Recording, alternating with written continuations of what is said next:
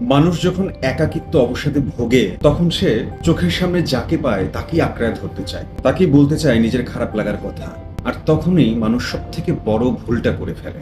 আচ্ছা ভাবেন তো, আপনি সাঁতার জানেন না কিন্তু পানিতে পড়ে গেলেন, সো বাঁচার জন্য আপনি যদি খড়কুটো পান, সেই খড়কুটোকেও তো আপনি আগলিয়ে ধরতে চাবেন, তাই না? কিন্তু সেই খড়কুটো কি আপনাকে বাঁচাতে পারবে? ঠিক তেমনি আপনি বাঁচার জন্য যাকে পেলেন চোখের সামনে তাকেই যদি জড়িয়ে ধরতে চান, আপনি কিন্তু বাঁচতে পারবেন না।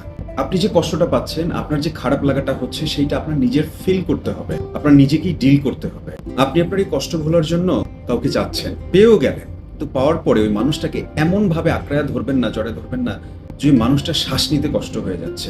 প্রত্যেকটা মানুষেরই ইমোশন গ্রো করার ধরনটা একেবারেই ডিফারেন্ট। আগে মানুষটার সাথে মেশেন, বোঝেন মানুষটা কেমন।